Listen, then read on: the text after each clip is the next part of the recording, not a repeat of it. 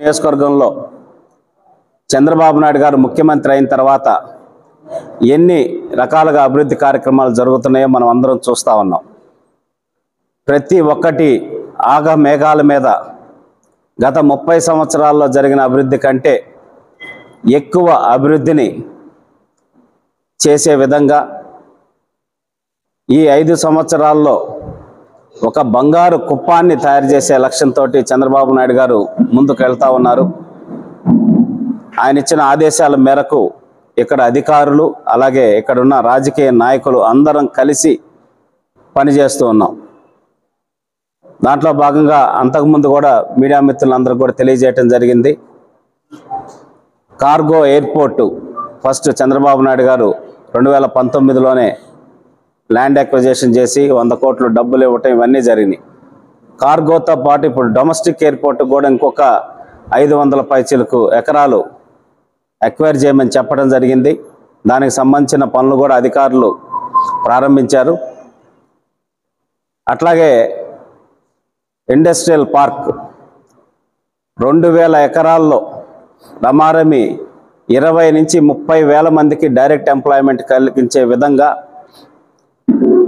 దాంట్లో ఒక 500 ఎకరాలు మెగా ఫుడ్ పార్కు, ఒక 500 ఎకరాలు ఆటోమొబైల్ ఎలక్ట్రానిక్స్ క్లస్టరు, అట్లాగే ఒక 500 ఎకరాల్లో సెజ్ స్పెషల్ ఎకనామిక్ జోన్, మిగతా 500 ఎకర్స్లో డిఫరెంట్ కంపెనీస్ కూడా తీసుకొచ్చి ఒక డీసెంట్రలైజ్డ్ డెవలప్మెంట్ అంటే అన్ని మండలాల్లో డెవలప్మెంట్ ఉండే విధంగా చంద్రబాబు నాయుడు గారు కార్యక్రమాలు రూపొందిస్తున్నారు.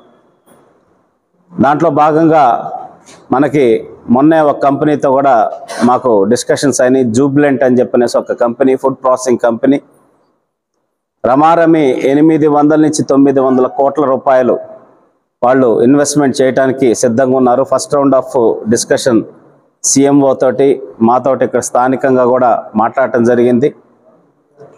వాళ్ళు దానికి సంబంధించిన ల్యాండ్ కూడా 30 నుంచి 40 ఎకరాలు ల్యాండ్ కావాలని చెప్పనేసి అడగటం, దానికి సంబంధించి 2-3 ఆప్షన్స్ వాళ్ళకు కూడా చెప్పడం జరిగింది.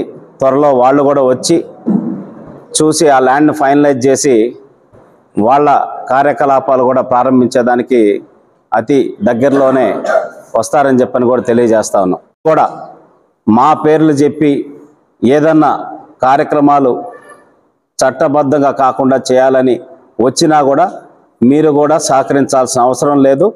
ఖచ్చితంగా మా దృష్టికి తీసుకురమ్మని చెప్పి కూడా అధికారులకు కూడా చాలా స్పష్టంగా తెలియజేస్తూ ఉన్నాం.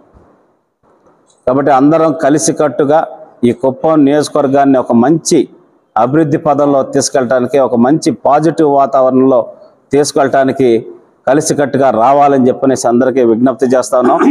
రేపు జనవరి కల్లా ఈ ల్యాండ్ అక్విజిషన్ పూర్తి చేసి కంపెనీలని ఎస్టాబ్లిష్మెంట్ చేసే కార్యక్రమం కూడా రూపొందించాలని చంద్రబాబు నాయుడు గారు టైం లైన్ కూడా పెట్టున్నారు.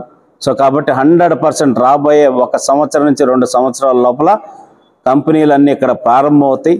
ఖచ్చితంగా ఉపాధి అవకాశాలు ఇక్కడే దొరికేదానికి 100% మార్గాలు చంద్రబాబు నాయుడు గారు చూపిస్తున్నారు. కాబట్టి మరిన్ని అప్డేట్స్ కోసం మన HN9 టీవీ ఛానల్ ని సబ్స్క్రైబ్ చేసుకోండి.